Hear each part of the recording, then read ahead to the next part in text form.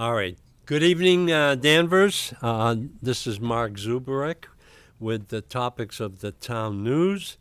And today I have my good friend, Mr. Jim Morose and Michael Bean. Hello. I always call you Matt Betancourt, but that's okay. You're going to fit right in. I've been called worse. I know. Well, welcome. Thank you very much for appearing on this show. This will be the first show since the summer has begun in June. And what we want to do is we want to cover some of the issues that have been happening in our town. Now, today, welcome to our local broadcast. After a short and relaxing summer break, headlines are dedicated to the residents of Danvers. All right. And events are from appearances in Danvers itself.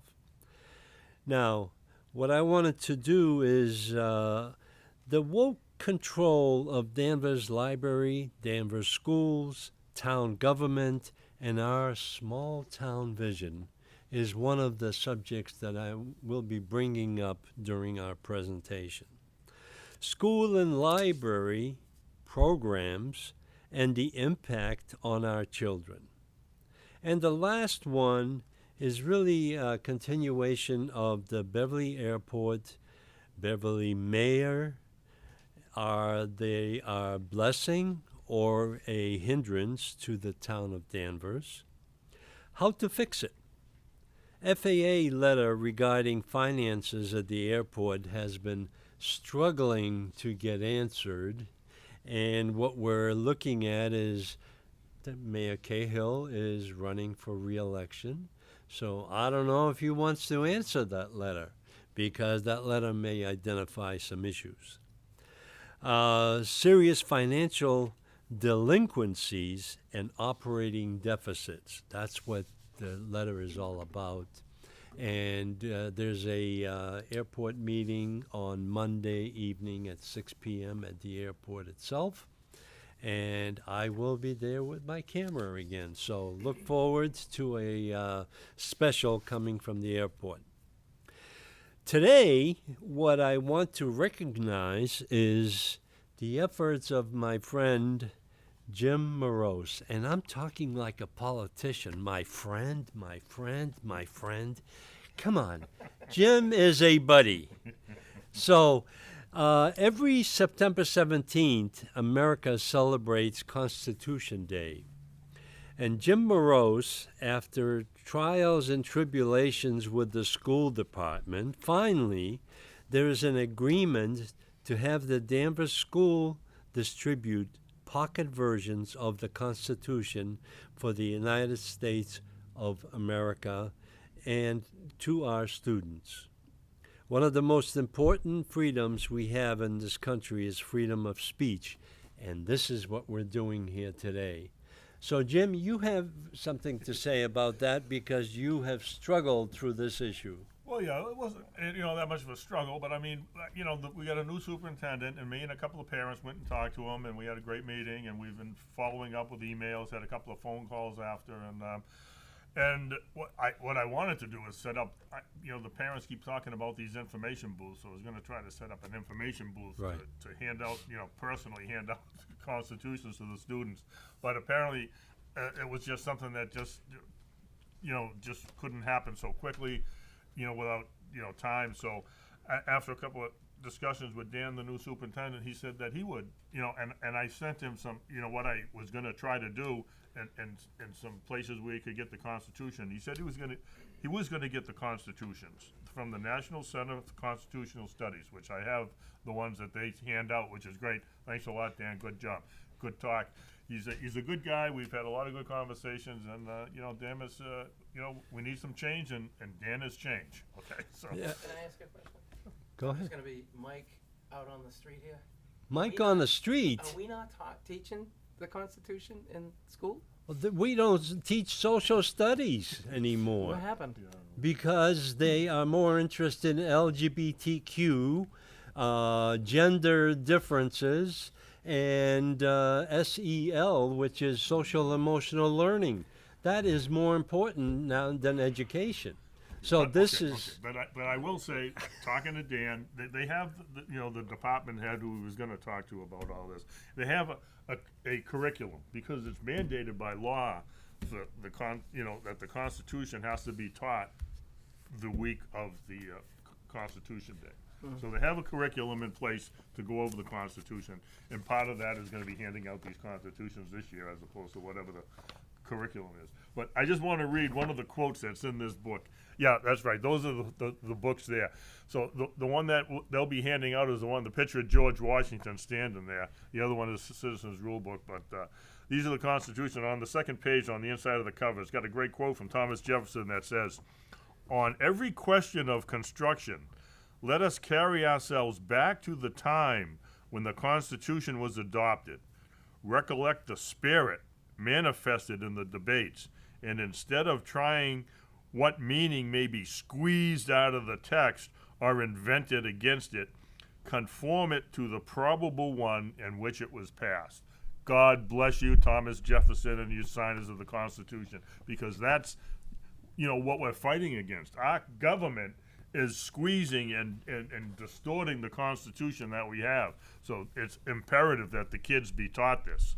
And because the only thing the only thing that's saving our freedoms is the Constitution of the United States. Once they trash this and get rid of it, then there's no protection, because the government has taken away our rights. But the Declaration of Independence, which is also in this book, That's right. in the opening thing it says, the government doesn't give us our rights. They're given to us by our Creator. We are endowed by our Creator with our God-given unalienable rights, of life, liberty, and property. So in the government, they're not supposed. The government was set up, we the people, to protect those rights. They're trying to take them away. So that's all I'm going to say. But you were successful in it's arranging going. to have it distributed, and what we'll have to do is we have to go with the camera to the school and see how they're distributing We'll it. see. We'll talk to the kids and Yeah, see, that's right. see what they. And that's on September 17th, right? Which is a Sunday, so they'll either do it the Monday after or the week before. All right, great. Thank you very much, Jim. You've been successful. I have been requesting an interview with Dan Bauer for the last 2 months, since July when he came on board. And this week, I finally got a reply. I'm sorry, I'm too busy. I can't meet with you. So we'll just talk about him. That's all there is to it. And the thing is, actions are more important than words and appearing in private. Right. And that's what your show's about right here. Yeah, that's right. People need to hear the information, and can't sit on the couch anymore. Everybody's got to get up, got to do something, because we're going in the wrong direction in so many ways. Great. So the next subject that I brought up in here is that we have a ARPA, which is the American Relief Act that was passed, and there was trillions of dollars distributed to the states and communities, and we as Danvers received $8.7 million from ARPA. Now, in the subdivision of all the funds, there's $500,000 that was made available for the residents as a payment back to the federal taxes that we have paid over the years. Where'd that go? Well, that's what I'm getting at. I submitted a FOIA request, which is the Freedom of Information Act, and I have received a reply, but the reply only identified four different organizations which had to be 501c3,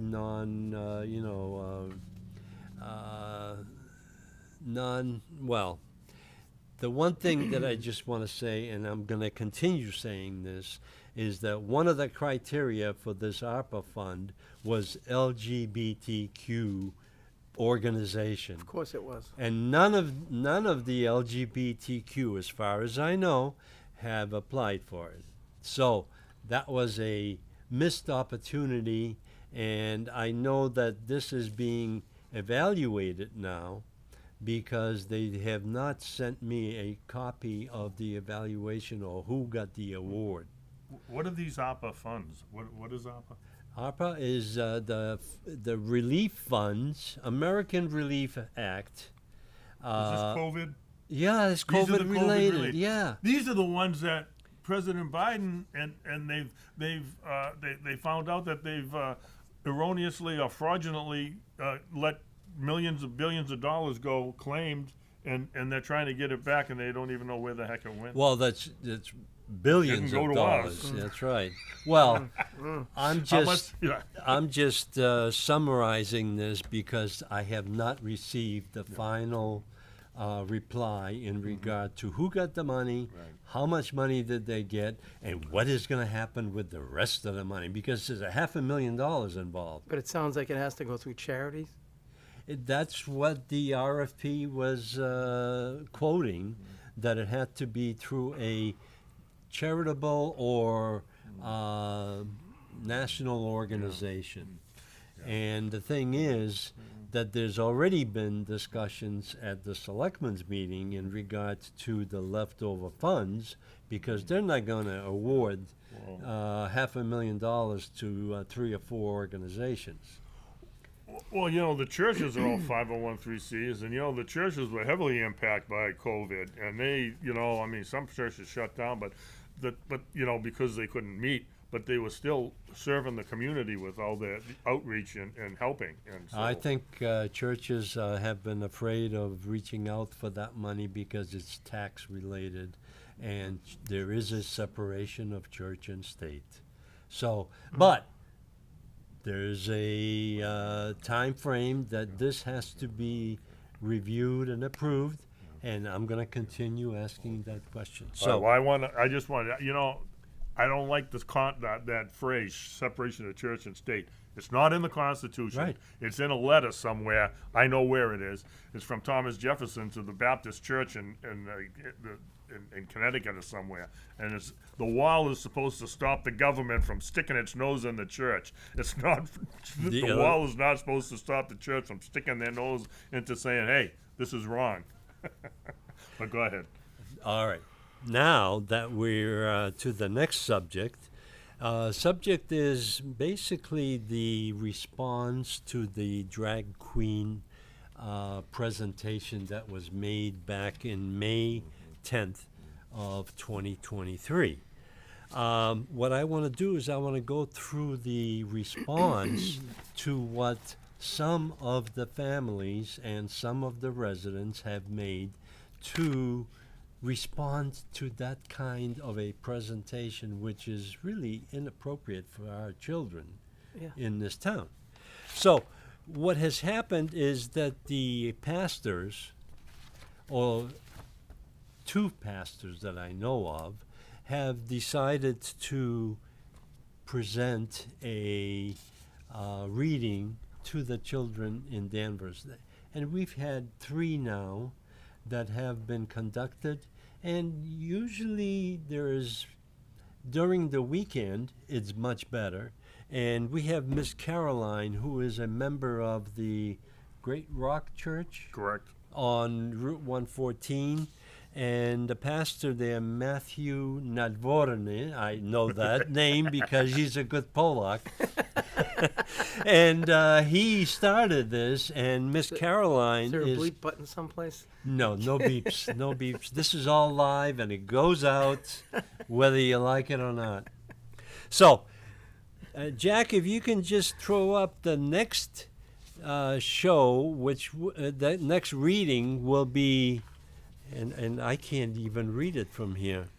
I have to put my glasses on. Yep. No, I can't. It's about the kids' books reading and activities with Miss Caroline at the Danvers Library. Gordon, Well, she has a very clip. This is going to be on September 23rd at 12 noon. at the Gordon Room at the library. And Jack, if you can run the little clip that Miss Caroline put together, I think that's self-explanatory, and we want to invite all parents, if they want to come on down. And children. For a normal event. Hi, everybody. It's Miss Caroline from Great Rock Church. September is going to be a busy month. We have the kids getting ready to go back to school. September 17th is Constitution Day, but the very best day of all will be Saturday, September 23rd. That's the day of our next kids' book reading. And this is happening at the Danvers Library, 15 Sylvan Street at 12 p.m. I'll be reading another great Brave book in the Brave Book series. This one is called Paws Off My Cannon, and this does a great job of explaining to kids the importance of our Second Amendment. I hope to see everybody there. I'm going to save you a seat. That's Saturday, September 23rd at 12 p.m. God bless. Thank you, Okay. Caroline. That Yeah. was excellent. That was awesome. And she does this for about an hour and 15 minutes. I have been filming that, and those presentations, the readings, are on DCAT on channel 36. Yeah, she's a super lady. Yes, she is. I would like to insert that video that we just saw is also posted on Facebook on several. There's a lot of Danvers-based Facebook pages, groups, and one of them, the Danvers MA, has like 12,000 members, and that was on it. And a lot of people commented on these things. It's amazing what people will comment on, and they were really upset that the church would have a sponsor a thing about the Second Amendment and these brave books and everything. But again, it's Constitution Week. It's the Second Amendment. That's right. It's part of our Constitution. I mean, so there was a lot of debate there. And, Well, that's good for discussion. Let them come and sit through the reading, and they may learn something. The Second Amendment keeps the First Amendment alive. That's right. So, So, Jack, if we can just put up my favorite clip, Albert Einstein, and the town management and the whole organization in the White House wants us all to view their actions on the new town website. And I've been going to the website to find agendas and minutes and things like that, and it takes you forever to get through it. So, I have continued to introduce Albert because, like he said many years ago, I fear the day that technology will surpass our human interaction. The world will have our generation of idiots. Human interaction is what's happening here now with our show, with our comments, whether they're positive, negative, it doesn't matter. right. It's a matter of discussion and Learning. a matter, yes, Learning, see And- everybody's face, and see learning. emotions, learning. That's right. So, the one last thing that I want to get through before we get into the meat of the presentation is it's time for Danvers to speak up with a united voice to tell the library, education establishment, and the entire town management, we are watching, and we want them to stop indoctrinating our kids and residents with radical left propaganda and sad proposals that we have not heard before. The indoctrination in our schools and library is being disguised and needs to be exposed. Parents and the community must ask for leadership from our elected officials. We need public communication and not the dribble on the websites, rarely opened by our residents. Technology is not the answer for personal communications. And I have introduced my second clip that I've used over and over again, and you guys are going to love this because, Jack, if we can put my Tasmanian devil on the screen. I miss the good old days. Remember when you could actually have an opinion without offending somebody?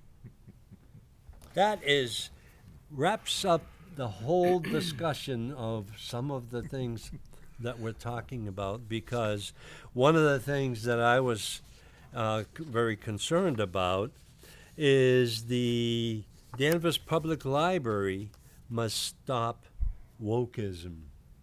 And this is leading into the May 10th demonstration that the library director organized.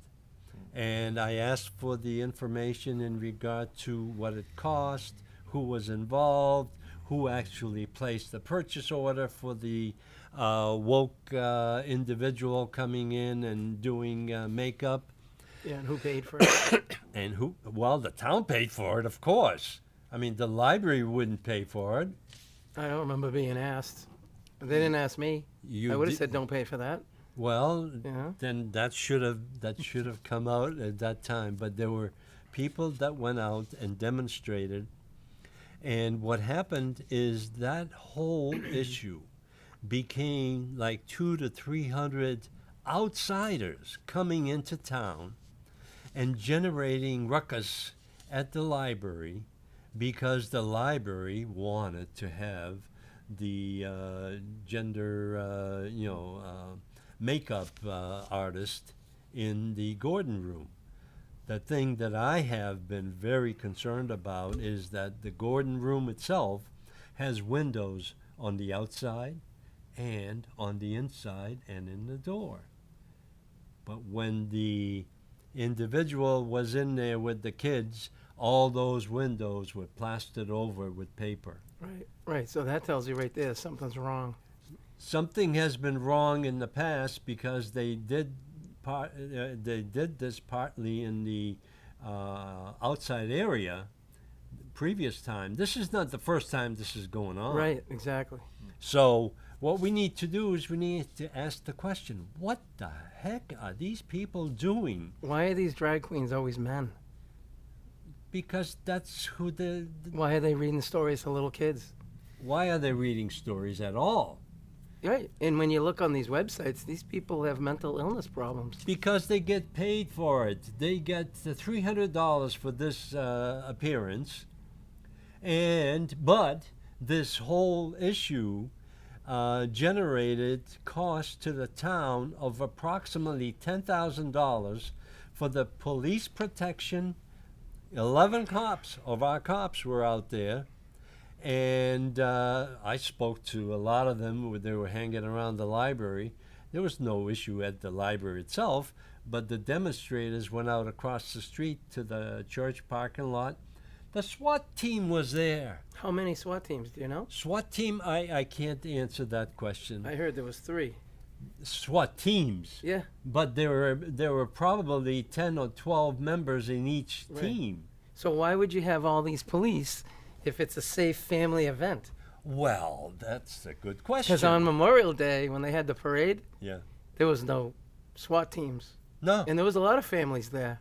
Even the sheriff had only 2 or 3 people. The police that were there were on the parade. Yes, that's right. So there's a I- clear difference here.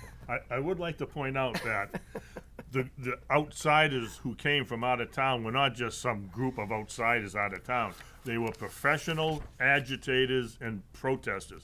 They all came from the Boston Revolutionary Socialist Group. And there was a big, 400, 500 page, 500, message, again, on the Danvers Facebook page about all this stuff. And they were saying, oh, anybody on here, if you want to join our group, please join us, And so we had a few people that were there, and they were brutalized. These people brutalized Danvers citizens. Yeah. They were accosted. These people were vulgar and spit in their face and did all sorts of stuff. And they were calling for the Danvers police, and there was Now, in my experience, the police, teachers, caregivers are all mandated reporters. So if they see a child in danger or neglect or being approached by an individual or individuals that may harm them in any way, they're supposed to report this to the state. I'm just curious if any of that happened.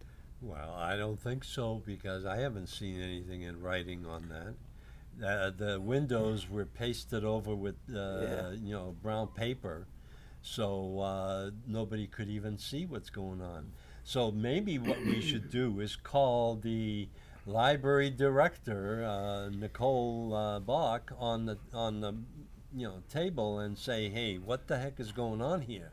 And nobody's asked that question. Now, is the select people, are they approving the funding for this? They approve it after the fact. It's all buried in the It's- library budget. It's, That's it's right. just Well, an I event. guess what I'm saying is that when the first event shows up and when you ask a lot of Danvers people and they disagree with it, shouldn't the next one be not supported financially? Well, They actually, don't ask for permission, they ask for Yeah. forgiveness after the fact. this is the second one. There Yes. was the first one. They had the drag queen reading hour. Yeah. Yeah. At the and again, the it all comes out of their outreach budget, Right. right? So well, let's Jim. this is a But- letter. This is the letter that I have combined with another individual from out of town. But as you are surely aware, at 12 years, both girls and boys are going through varying stages of puberty. Their hormones are affecting their bodies both physically and mentally. Their judgment is questionable, and they are not known for their foresight. They tend not to be very logical either. Their changes are taking place from 8 to 18 years old in age, depending on their physical sex and individuality. They are not necessarily rational at this time, and any decisions they make can be easily influenced and are questionable. This is the point that I think we need to make to our educators, whether they're from the library or from the school department or from town hall, because everybody's an educator in this organization. So the thing is that contracts cannot be written by minors. Well, this is just the threshold. There's a whole lot more coming down the pike here. Well, that's another thing that's coming down the pike, and there are. And people don't know about this. Well, the thing is that I don't want to spend the hour on going through this, but yet another alarming document has been unveiled that could impact the safety of youth in Massachusetts. The Mass Commission on LGBTQ Youth Report and Recommendations for Fiscal Year 2024. The 290 plus page report encapsulates the LGBTQ Commission's view on how Mass is going through an LGBTQ lens and makes recommendations for what they think the state should do to better serve the LGBTQ people ages 13 to 24. The headline on this letter, this is probably 5 pages long, and I will make it available to anyone that wants to read it. But the headline on this thing is Massachusetts Commission seeks to label not affirming parents as child abusers. Right, and there are other states in the country right now. They've done it. They've done it. So now a parent, and they can, the schools can hide any of the kids' activity Yep. from the parents. Which, And the parents don't have their right to know No. about it. no, and so now they can be charged with neglect or abuse if the school deems them a problem because they want to take care of their own children. All right, so my conclusion to this discussion is actions of our town leaders have impacted the morale of the taxpayers and now the entire community. The sleeping giant has been poked enough to produce a response to the restrictive rules being initiated in our town. The actions by our elected and appointed leaders cannot go unanswered. The taxpayers and all residents need to resist, and this is my favorite subject, need to resist the collection of taxes and stop feeding the dragon. Because the town government is a dragon that eats up all of our tax revenue. And they spend the money on this stuff? Yeah, well, that's just the surface. Yeah, That we it is. know about. It is. That's right. That's what we know about. So I'm going to keep that in the background, but I have another subject here that I attended on August 24th, a budget conference committee meeting, which was held at the Danvers Police Department conference room, which is their training room, and that can probably hold a couple of hundred people if they needed to. But at that time, on August 24th, the town manager organized, and I counted every individual. There were 19 elected or appointed people present in that room, and there were 2 residents, you and I. And how did you hear about the meeting? I got a notice in the email from probably from either Jim or somebody else in town hall, but It was a public meeting, I right? bubbled across it. It was published. It was in the calendar. If you can If wade you can your way find through the Danvers, Yeah. you know. Well, what time of day was this? this was at 6 p.m. 6 p.m. Yeah. Oh, they're moving all of the meetings up to 6:30 because I think some of the elderly selectmen and school committee people can't stay awake any longer. They have to go to bed early. But that's my issue, and I stick And that to is it. your issue, And I stick to it. Oh, that is Well, your issue. Okay. One of the And so things. the thrust of that whole thing was, how can we raise our taxes Well, to spend more money that we how- don't really know what we want to spend the money on? How can we garner more tax revenue, fee revenue, go with a bucket to collect from the residents every way and they can. One of the things that struck me very clearly is that meeting was set up for getting comments from the attendees that the trash fee is the way to go. But there were several other issues that were brought up.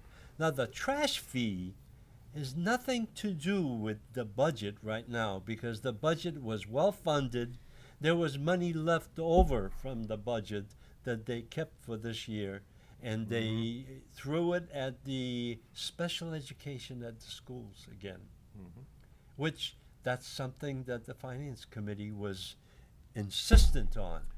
So they got the last $250,000 from the fiscal budget that the town manager actually produced. I hate to butt in, but I said that at the FinCom meetings when we were going over this, and I said it at that meeting that night, that the state reps and the state senate and Beacon Hill needs to get some relief, because Danvers is not the only one suffering from all this special education stuff, which, by the way, is just the side effect of all this COVID shutdown that happened. And don't let me go on, but go ahead. Well, the Lord have mercy on special education thing is a nut that nobody wants to crack, because special education is reimbursed at 75% of a certain amount that the town has to put up.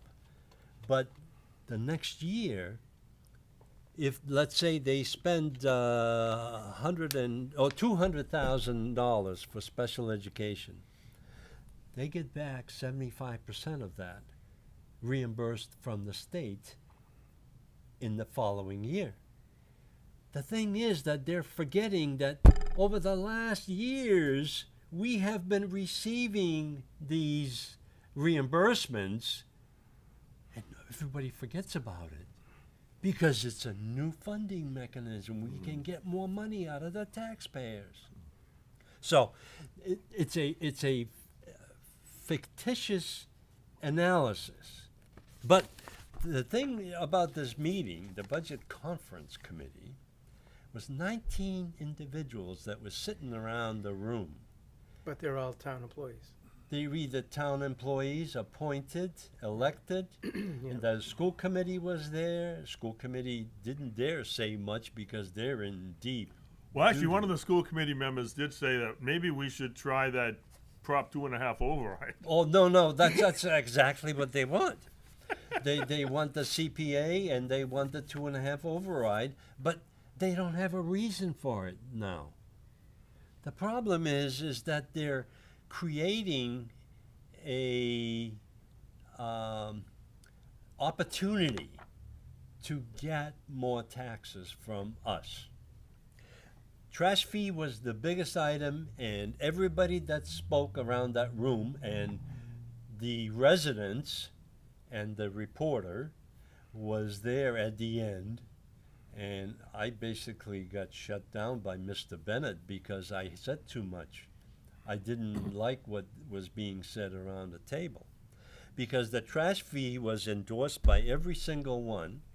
The Municipal Light Board department, they have a pilot program where payment in lieu of taxes, and that used to be $700-some thousand. That was agreed to back in 1997 when Wayne Marquis and when I was on the board. We said, okay, that's something that the electric company can donate to the tax revenue that we need for this town. But now they're over $1 million, and they want to go to $2 million. Now, who do you think is going to pay for this? The ratepayers. It's going to be spread out even further. It's a tax. So that's one avenue of revenue generation. The next one, We still on the trash fee? Can I? trash fee, go ahead. Yeah, Jack, get the second picture up, the one that says Steve Bartha there. So yeah, on Patch just this morning, there was a little thing in Patch that the town administrator Steve Bartha told the select board Tuesday. Information about the proposed trash fee would be presented to an upcoming October 12th budget conference meeting after what Bartha called a good discussion of potential trash fee for the last meeting in August. So after that was in there, there was someone posted on Facebook, hey, I don't want to, we just got our trash things, this is in the paper. These trash bins aren't big enough. They're not going to hold it. And there's a whole big discussion. So within 3 hours, it was like 126 comments and rising. And people aren't happy with the trash fee before you even get it out of the gate. Well, the thing is that they're trying Okay, to, you take it down, Jim. they're trying to hide the trash fee because they want to get it in without any resistance. Yeah. And that's the easiest one. And that's exactly what I said. The need for additional revenue was never spelled out because no one is able to define the deficit until it is considered during a budget preparation process. Even then, each year the budget is submitted, fat, and we are so proud of the fact that we enforced our full tax levy capacity on our taxpayers, and then we have free cash to spend on special interests. Free cash is not free. It's the leftover, which is From S- commendable, but the budget is not reflective of what the real spending is. It's from excessive taxation. Okay, That's which, right. which brings us back to the budgets and how these we have so many grants and all these other programs that we get in, and then they're gonna give us 200,000 if we do this, and then so we do this for 200,000, we do it for 2 years, and then but we got to run it for 5 more years at $300,000 now, and so now we got to spend 15 150,000 to, 1.5 million to, Yep. to get this 50,000. It's like, Well, listen. the numbers don't add up. Our budget is full of all these, unfunded mandates. We got mandates that are unfunded. Now we got all these continuations of grants and all this other stuff. Someone's got to go in the budget and say, we got to go through and micromanage the budget instead of microtaxing Well, the citizens. And Jim. work that budget. Like Jim, you're from the dreaded preempting me. private sector when I was in there. Boy, I mean, we got laid off. If you're not directly involved in the product, town is full of services. So well, if listen- you're not in direct services, and then those are the things that we start cutting and cleaning if you need to The cut the budget. third item. Will you settle down? I can't. I know. I'm I can't sorry. either. So I didn't take But my this- meds today.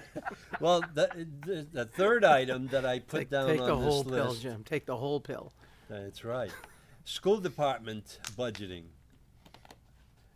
This has always been a fickle process, and we as a town need to address the special education reimbursement that the state provides and the current reserve accounts that have been established. We have 600,000 in one account for special education, but they don't want to talk about it. It's the savings account. We have another $1.5 million for the school building fund, or $2.5 million. So the thing is, we have to really. This is the school department, the school superintendent, and the school committee need to realize that this is not an open checkbook, and nobody is checking it. And the town manager is supposed to do that, and he is really authorized by law to be part of the budget analysis of the school department. But he's never been there because he doesn't want to get blamed for that. School committee doesn't care. So that's number 3. Number 4 was a very interesting discussion. The cuts in service, a hiring freeze, and reduce spending. That's a novel idea. This was the most discussed option without consensus possible. This discussion generated proposals such as 2.5 overrides, CPA again increases, electric rate hikes, and many more proposals to generate more money to spend by the town hall. So the conclusion to this thing, these options are unpalatable but deserve consideration. This effort will take political capital by the selectmen, but they must have the will to take specific actions at this time. Selectmen must lead before we impose excess taxes or fees. So people need to call their select people Absolutely. and The tell them selectmen their should opinions. first Yeah. challenge their appointed town manager to use his skills and actually manage the budget and serve all the taxpayers of the town. He needs to be challenged. He can't be out there with his hand out every time there's a lag in receipts of revenue, tax revenue, fees, or anything like that. They need to start working as a team and be within the spending limits that have been set for them. So, that's the big thing. You got anything on this subject? You should go to the next meeting, which is October 12th now. Save that date, people. All right. October Save- 12th. Save that You want to date. talk trash? That's where to be. That's where trash is going to be talked about. All Yep, right. and it's trash. We'll all go. right. We'll go see what's up. All right, organization, and I'm talking about Danvers School Department now. This is my favorite subjects for the 22 to 23 years that we have been doing the show.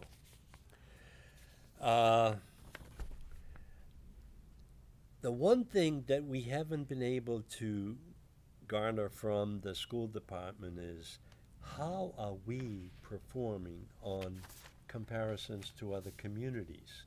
MCAS is the only measurement of education in this town.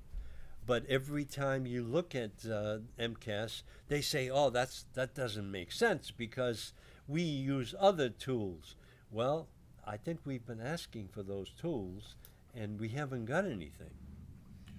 No, but I will say, again, Facebook, you know, these Danvers pages, lots of activity, people are talking and squawking. Okay, and this came up. There was a report that DESE put out, and it said that Danvers was 191 out of 358 communities. So we're in like the bottom, we're less than 50%, we're in like 46%, you know, And we like it. and that's where we are. Tell people who DESE is. DESE is the Department of Education and Secondary Education, Massachusetts. Right. They're the ones that, pass down all these mandates, and if you do this, we'll give you money, and once you start, you can never stop. Okay, but and so you're people, no, I'm saying- just saying people were talking, and there was a lot of activity, and I commented a few things, and it made me think again about, you know, the budget. We got all these things, and Right. and we need to get back, if we're not increasing people's SAT scores and academic proficiency, then it's got to go. This social emotional learning sounds great, but is it helping? No, I don't think so. Social emotional learning is indoctrination of our students, and this has been going on for the last 20-some years. The problem is that the school administration and the curriculum directors, we have, I think, 7 or 8 of them now, and what are they doing? They're complying with the directives from DESE, which is the Department of Secondary Education. And every time you ask them a question of why are we doing these things, oh, we have to comply because we get money from the state. Well, maybe it's time to reduce your exposure to the state funding and realize that the taxpayers in this town are paying probably 90% of the school costs. Well, it's not only that, the students are suffering. We're in 191 out of 358. The students are academically suffering because we're not teaching academics. We're expanding this thing, and Well, for we're- all this other social, whatever they take for social emotional learning and DEI and critical race theory and all this stuff that they're teaching, which is what they're getting, it's taken away from academics. So we need to go back and start looking at the curriculum as a whole and whittle it down. Well, first things first, what we need to do is find out what the heck they're really teaching, because nobody wants to talk about it. And now with the new superintendent, he's even blocking any access right now. Well, And Yeah, I think, they don't teach any shop classes anymore, right? oh no, we got no, Essex Tech for that now. Why can't we have it here? because You know, we what if you don't wanna- decided 25 years ago that that's not what we wanted to do. They Hey. wanted to eliminate the technical side of the high school. They wanted to stay with the liberal arts and, you know, Which is wrong. There's which, plenty of kids, you know. no, but we have wanna, a you know, learn the other very stuff. good Essex Tech Yeah, right in our own town. yeah. But all we hear about it right now is that it's costing us more money. Well, then we better evaluate our own budget in the school department. Right. And one of the things that I have gained some information this time, now I understand why the school committee decided not to accept transfer students from other communities. Because our wisdom of our school committee and the school superintendent is that we're accepting 30 to 100 students that are illegal immigrants that are coming into this town. So this is all predetermined. Absolutely. And our school committee is in collusion on this. And now they're going to have to pull people away to teach language Yeah, I to know. the new kids that don't know English, and then the other kids that aren't doing well in math or spelling aren't going to get the help they need. Well, our kids are going to suffer one way or another because it's now going to take efforts to get those students up to speed. And I know the drill. I came to this country not knowing one word of English. But I had a good Polish buddy next to me at 12 years old, and he translated to Polish, and I translated back to English. And we learned within 3 months, we had the English language solved. The thing is that there's a letter that was issued, and I'm going back to my community organization. We as a town are 28,000 or 27,000 some individuals. All that school department speaks to is the 2,000 to 3,000 parents that have sent their kids to our school system. Right. Where are the rest of us? We're all paying for this school system. Right. And the thing is that we're not getting communication. No. And here we go again to my Albert Einstein. The school department wants everybody to read their dribble that comes out from the office of the administration, and we don't even get it. Right. Because it only goes to the parents. Yeah, we need better communication, and maybe everybody with their electric bill should get some of this information, so people can read it, because everybody's busy, and it's hard to. You have to take the time. Speaking of the school department, on Monday there's a school board meeting, and it is at 7 p.m. However, I don't know whether they're going to hold it in the auditorium or not, because last meeting that I went to, I made a public comment, and they forced me to go up on top of the stage. And I said, how high is the elevation of this school committee? I mean, are you guys that much higher than the residents, the peons that are sitting down below? Well, they took that seriously, but I don't know what they're going to do about it. Probably escort you out next time. Well, no, they'll probably bring a police officer in. They had a police officer in their meetings before. Oh yeah. Well, now they're elevated themselves to the stage. So if you want to get at one of them, you'll have to run up and barge in. Well, but that's not the point. The point is that we need to have direct communications. The point is, when you held it in the Mills Entertainment Center, whatever it is, where they usually have it, you don't need that much people because no one hardly ever comes. There's no one there. Well, And if they have an event or something where they have a bunch of the students come in and the teachers give a presentation, you just barely fill it up, and then as soon as they've done their stuff, they're gone and there's nobody there. I know. But Well, there's nobody this there. is this Just nobody particular comes. meeting where I was the only one from the public. Do they Zoom any of these things? Could that be set up where people, 'cause you can't get there, but you could sign in? You're identified who you are, and you could be part of it. When they went public, I think they abandoned that Zoom routine because they didn't work very well either.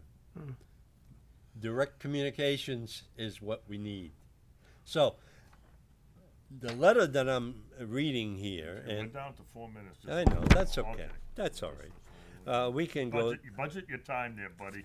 Well, my time is valuable. You're acting like a politician.